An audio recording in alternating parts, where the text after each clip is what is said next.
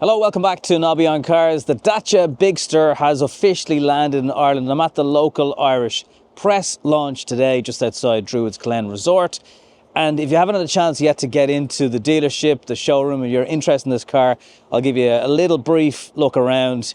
If you want to know how it drives and a longer in-depth review, I'll leave the link here, and at the end of the video I've already had a look at this car in Marseille.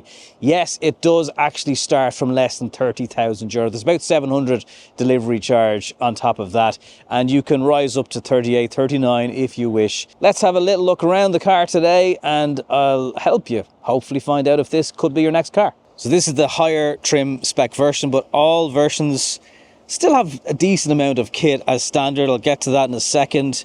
We're getting the copper inserts on the front. This is a nice crisp white car. Not always a huge fan of white cars, but with the different colours and textures going on in this thing, it does look quite nice. Remember, this is a car that is essentially competing with the new Volkswagen Tiguan and many other cars like that, but it is a fraction of the price. Now, when you zoom into areas, such as down here on the wheels, you'll see back here where you're maybe not getting as much fancy bits that you would on more expensive cars, but really, is what it looks like under the wheel arches important to someone who wants an affordable car? Probably not. On the side we have the modular roof bars, you got tinted windows. It's quite a long car, good wheelbase inside it. What's the difference between this and a Duster? A lot of you will understandably want to know.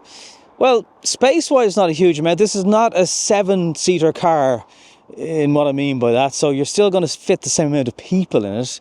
It's a bit longer. Still got very good ground clearance if you do like to take these things off-road. So as you can see, there's like a lot of ground clearance on the car here. This higher trim spec version has parking sensors in the back, the new Dacia logo. Yes, you're getting a wiper, because there's sound like that, and quite a deep rear boot spoiler. And Bigster over the side. So depending on what trim level you have, these will turn. It's a modular setup. That's how they turn there. And whether you like an outdoor rugged lifestyle, you're into surfing, biking, whatever the deal is. Not an electric boot on this version, but there is technically one available. Flexible parcel cover, makes life easy. Has different stages and how that slots in, because maybe you want a bit of the boot still shielded from prying scroty eyes. This is an extra layer for the liner of the floor. Dacia logo on the back there. And under here you have another level to hide bits. And then here, this cheap, weird underlay. Essentially is what that feels like, with a metal floor. Now you can drop this part down, and then as you can see it splits, so you have two parts to the floor. And again, maybe that exposed metal and stuff does show where some of the cost is different compared to other cars, but again, do you care? And see all these little latches here? You can use them to make this stand up at various intervals. You can drop the rear seats from back here, which is going to help with life. This is the U-clip, so you can buy accessories. You could put maybe a bin or something more useful, a torch, bits like that will clip onto the car. Over this side, it's a 12-volt charger if you do your camping or your refrigerator on the sunny days. So again, another side here to drop those rear seats.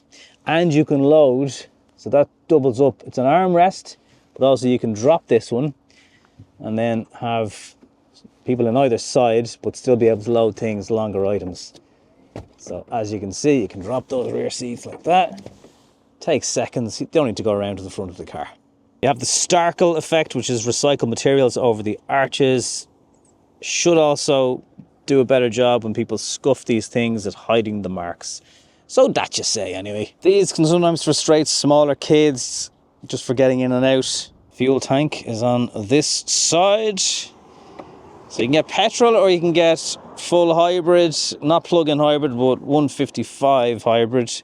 Not plug-in hybrid, but 155 hybrid, which is more efficient, more quiet, more able to be in electric mode more of the time. The seat belts have little hooks here for stopping that getting caught behind the rear seat. Actually, from one side of the car, you can lift up both sides. This is the rear interior space. It's all washable and durable. Down here, there's floor mats that have this plastic on them. So if that was filthy from football training, whatever, if you've ever been that person who has to take the kids' boots off after training, don't need to do that in this car. You can just lift this out and wash it and look brand new again. Here's more of those Y clips, and there's some USB-C charging in here, 2 air vents. And yeah, if you're not using that middle row, lift this up. And now you have an armrest, and not only is it an armrest, it has drinks holders and it has device holders. So you can slot a phone in here and watch it in portrait mode, at least anyway, on the move. All durable here, hard and durable. There's the Y logo again. They love an Y logo on Dacia. Decent door bins, loads of space down here, drinks, whatever you want to chuck. Manual seats, obviously. Don't get ahead of yourselves. But again, some versions do have an electric seat. And I mentioned this in my previous video, the more in-depth version. This is the first glass opening sunroof in a Dacia. Prices, excluding metallic paint and excluding delivery of 700 quid, 29,990 for the entry. It's a tenner off 30 grand. At least they got there. To get the same car in a 4x4 in essential trim, 34,690. So that's almost 5 grand jump. The Expression, the next trim up in a 140, back to the initial powertrain, 32,290. The Expression TCE, 130, 4x4, 36,990. The Expression HEV, 155, that's the hybrid version. Lithium-ion battery, small battery being topped up by the engine and the cycle repeating all over again. 35,140 euro. There's the Journey TC 140, 34,690. The HEV 155, 37,540. The Extreme then, which is this trim, that's the top trim. The entry of that car, 140, is 34,990. The 4x4 version is a 5 grand, again almost jump, and the Extreme HEV hybrid, the 155, 37,840, which is this car. So you're paying almost 2 grand for the premium of not having the full hybrid 155, but getting 4x4. There is a huge choice, I'll say that. Just looking at the essential trim, you still got cruise control, roof bars, manual aircon, 17-inch alloys, auto headlights, remote central locking. You get the 10.1-inch media display, the 7-inch for the driver, rear parking sensors, and a rear camera, which is, the rear camera is just okay. Doesn't matter what version you're getting. Moving up to Expression then, dual zone climate control, the hands-free key card, very handy, just walk away from the car. Front and rear sensor with flank protection, the multi-view camera, and the modular boot floor and blind spot.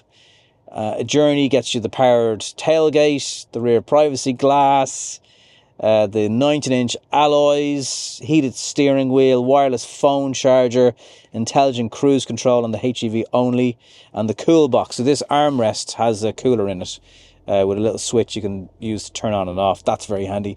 And the Extreme then gets the modular roof bars, the pan roof, the manual tailgate, so you lose that, and intelligent cruise control and the center console with cool box. So there's not really, you'd really want a glass roof to go to Extreme. Journey is actually quite okay, and that's the one, if you want with the hybrid, is 37,540, or just the TC 140 is not even 35 grand, 34,690. That's probably the spot in Ireland, I think. As I mentioned at the start, if you want to watch the full review and an actual review of the car, what I like, what I don't like about it, just keep watching maybe to the end of this video. If you're interested in one of these, comment down below. If you've got questions about it, I'll hopefully answer them for you, or I'll find out from Dacia Ireland about questions that you may not be completely sure of, and I'll ask those questions. And what do you think of the price? Are you a little bit underwhelmed by some of the lineup price? or do you think there's a good mix for everybody? I feel there's a huge mix for everybody. If you want to spend almost 40 grand on this car, you can. Equally, if you don't have that budget, you can save yourself nearly 10,000 euro and still be in a Bigster. So let me know what you think in the comments down below. You might consider liking this video if it's helped you in any way in your purchase process to rule this car in or out. I'll see you next time. Thanks for watching.